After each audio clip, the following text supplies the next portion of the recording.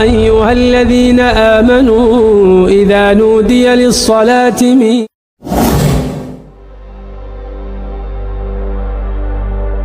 Assalamualaikum warahmatullahi wabarakatuh. Selamat datang di channel Our Spice, tempat di mana misteri, sejarah, pengetahuan, dan sudut pandang tersembunyi dibahas lebih dalam. Di sini, kita akan menelusuri kisah-kisah luar biasa, mengungkap fakta yang jarang diketahui, dan membuka wawasan baru tentang dunia yang penuh teka-teki. Jangan lupa dukung channel ini dengan like, share, dan subscribe, agar Our Spice terus menghadirkan konten menarik untuk kalian semua. Mari kita mulai perjalanan kita hari ini. Sebelum manusia mengenal teleskop, sebelum ilmuwan memetakan galaksi, sebelum kerajaan-kerajaan besar menulis hukum mereka di atas batu, ada satu kitab yang berbicara tentang dunia yang tak terlihat. Kitab itu bukan hanya membahas bumi, manusia, dan sejarah bangsa-bangsa yang hancur, tetapi juga membuka tabir tentang dua tempat yang menjadi akhir perjalanan seluruh jiwa, surga dan neraka. Dua alam yang tak pernah terlihat mata, tetapi terus hidup dalam kesadaran manusia sejak ribuan tahun lalu. Mengapa hampir semua peradaban kuno memiliki konsep taman abadi dan api penghukuman? Mengapa bangsa Mesir kuno bicara tentang pengadilan jiwa? Mengapa bangsa Persia mengenal jembatan akhirat? Mengapa tradisi kuno di berbagai penjuru bumi sama-sama berbicara tentang kehidupan setelah mati? Apakah itu sekadar mitos?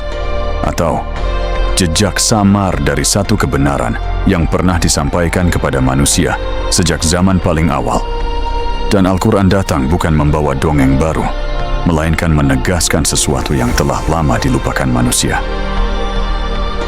Dalam Al-Quran, kehidupan dunia digambarkan bukan sebagai tujuan akhir, tetapi hanya persinggahan sementara. Rumah yang kita bangun akan ditinggalkan, jabatan yang kita banggakan akan dicabut, wajah yang kita rawat akan menua, harta yang kita kumpulkan akan berpindah tangan. Segala yang terlihat sedang bergerak menuju akhir, namun manusia sering tertipu oleh apa yang dekat.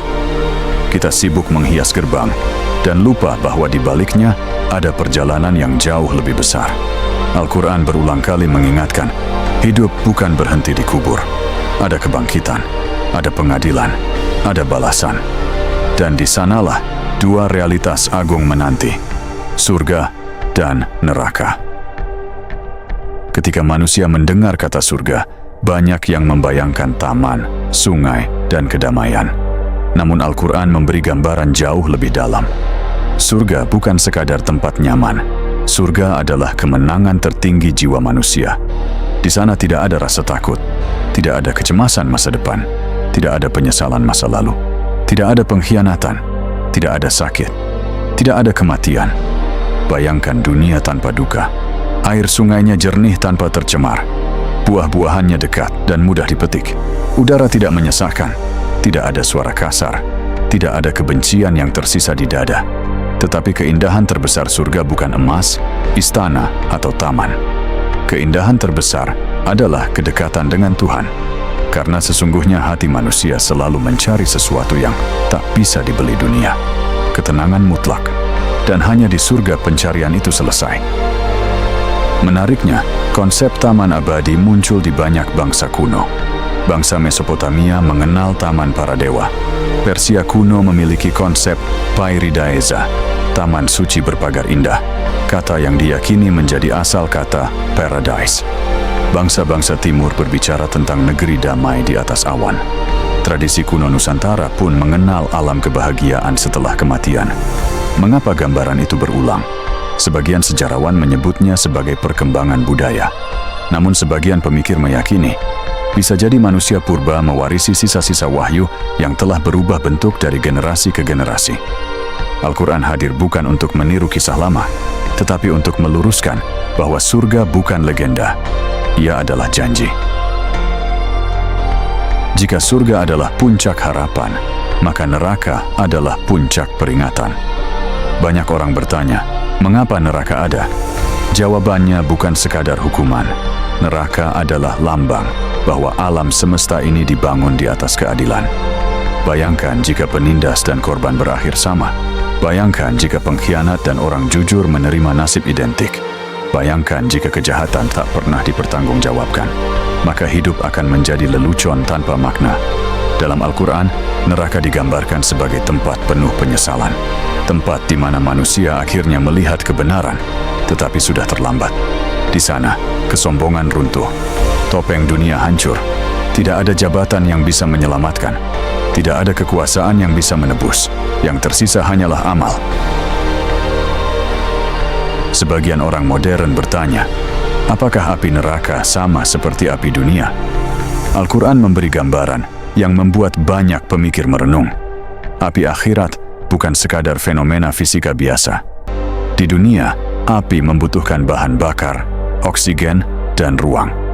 Tetapi alam akhirat berada di luar hukum dunia yang kita kenal. Sebagian pemikir Islam klasik mengatakan, jangan samakan realitas akhirat dengan realitas bumi. Nama boleh sama, hakikatnya bisa berbeda. Ini mirip seperti mimpi dan dunia nyata. Dalam mimpi kita bisa merasa panas, takut, atau bahagia, padahal tubuh berada di tempat tidur. Lalu bagaimana jika akhirat jauh lebih nyata daripada dunia? Maka api neraka bukan sekadar panas tubuh, tetapi penderitaan total jiwa dan kesadaran. Sains modern baru meneliti bahwa rasa sakit bukan hanya ada pada kulit, tetapi juga pada pikiran, memori, dan kesadaran. Dan Al-Quran sejak berabad-abad lalu menggambarkan hukuman bukan hanya fisik, tetapi juga penyesalan yang tak berakhir. Sejak dahulu manusia terbagi dua. Golongan pertama berkata, kami percaya ada hari pembalasan. Golongan kedua berkata, setelah tulang hancur, bagaimana mungkin hidup kembali? Pertanyaan ini terdengar modern, padahal sudah sangat tua. Al-Quran menjawab dengan logika sederhana, namun mengguncang. Jika manusia diciptakan dari tiada, mengapa mengulang penciptaan dianggap mustahil?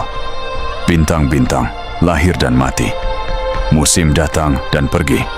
Tanah mati hidup kembali setelah hujan. Seluruh alam semesta dipenuhi siklus kebangkitan. Lalu mengapa manusia merasa dirinya pengecualian? Sepanjang sejarah, selalu ada kekuatan yang lebih suka manusia hanya fokus pada dunia. Jika manusia hanya mengejar materi, ia mudah dikendalikan. Jika manusia lupa pertanggungjawaban moral, ia mudah dibeli. Jika manusia tidak percaya hari pembalasan, maka kejahatan bisa dibungkus keuntungan. Apakah ini konspirasi terorganisir? Belum tentu dalam bentuk rapat rahasia seperti film. Namun bisa berupa pola yang terus berulang. Sistem yang membuat manusia sibuk, lalai, dan lupa tujuan hidup. Kesibukan tanpa arah, hiburan tanpa batas, persaingan tanpa makna. Semua itu dapat membuat hati mati perlahan. Dan ketika hati mati, surga terdengar seperti dongeng, neraka terdengar seperti ancaman kosong. Padahal mungkin justru itulah jebakan terbesar zaman. Banyak orang mengira penghuni surga hanyalah mereka yang tampak besar di mata manusia. Padahal dalam ajaran Islam, ukuran langit berbeda dari ukuran bumi. Bisa jadi seorang yang tak dikenal manusia, justru mulia di sisi Tuhan. Seorang ibu yang sabar, seorang ayah yang jujur, anak muda yang menolak maksiat saat mampu melakukannya, orang miskin yang tetap bersyukur, orang kaya yang dermawan tanpa ria, hati yang memaafkan saat bisa membalas. Surga dibangun bukan oleh popularitas, tetapi ketulusan. Bukan sekadar mereka yang lemah atau gagal, tetapi mereka yang tahu kebenaran, lalu menolaknya karena sombong. Mereka yang menzalimi dan bangga. Mereka yang menipu, lalu tertawa. Mereka yang menghancurkan hidup orang lain demi kepentingan diri. Neraka bukan tentang status sosial. Neraka tentang pilihan moral. Bayangkan satu hari ketika seluruh manusia dari awal hingga akhir zaman dikumpulkan. Raja berdiri di samping rakyat, jenderal berdiri di samping petani, orang terkenal berdiri di samping yang terlupakan. Tak ada pengawal, tak ada harta, tak ada gelar. Semua menunggu keputusan. Hari itu bukan panggung pencitraan. Hari itu adalah hari kebenaran telanjang. Mulut bisa dibungkam, tetapi tangan, kaki, dan amal akan menjadi saksi. Apa yang dulu dianggap sepele menjadi berat. Apa yang dulu dibanggakan bisa menjadi beban. Karena jauh di dalam hati, manusia tahu ia tidak diciptakan sia-sia. Kita bisa menolak agama, bisa menunda tobat, bisa menertawakan peringatan, tetapi sulit menghapus pertanyaan terbesar. Untuk apa aku hidup? Kemana aku pergi setelah mati? Apakah semua ini berakhir begitu saja? Pertanyaan itu terus mengejar manusia di malam sunyi. Surga dan neraka dalam Al-Quran bukan sekadar cerita masa depan. Ia adalah cermin hari ini. Setiap keputusan kecil sedang mengarah ke salah satunya. Kejujuran kecil, dosa yang dianggap remeh, air mata taubat, kesombongan yang dipelihara, sedekah diam-diam, luka yang sengaja diberikan pada orang lain, semua tercatat. Dan yang paling menakjubkan, pintu surga belum tertutup bagi siapapun yang kembali. Selama napas masih ada, jalan pulang masih terbuka. Sedangkan ancaman neraka bukan untuk membuat manusia putus asa, tetapi agar manusia bangun sebelum terlambat. Jadi, apakah surga dan neraka hanya simbol? Apakah ia alam nyata? Apakah semua peradaban kuno menyimpan pecahan memori tentangnya? Apakah sains suatu hari akan menemukan petunjuk baru tentang realitas di luar materi? Sebagian pertanyaan mungkin tetap menjadi misteri. Namun satu hal jelas, manusia tidak hidup tanpa tujuan. Kematian bukan titik akhir. Dan waktu yang kita miliki hari ini jauh lebih berharga daripada yang kita kira. Ketika dunia sibuk berteriak tentang kekayaan, kekuasaan, dan popularitas, Al-Quran berbisik tenang. Ada kehidupan yang lebih besar sedang menunggu. Surga bagi yang beriman dan berbuat baik. Neraka bagi yang menolak kebenaran dan menzalimi. Lalu pertanyaan terakhirnya bukan lagi, apakah surga dan neraka itu ada? Tetapi, jika itu benar, kemana langkah kita sedang menuju? Terima kasih telah menyaksikan channel Auspice sampai akhir. Semoga video ini memberi manfaat, menambah wawasan, dan membuka sudut pandang baru untuk kita semua. Jika kamu menikmati konten seperti ini, jangan lupa like, share, dan subscribe agar channel Auspice terus berkembang dan menghadirkan kisah-kisah menarik lainnya. Sampai jumpa di video berikutnya. Tetap berpikir kritis, tetap mencari kebenaran bersama Auspice. Wassalamualaikum warahmatullahi wabarakatuh.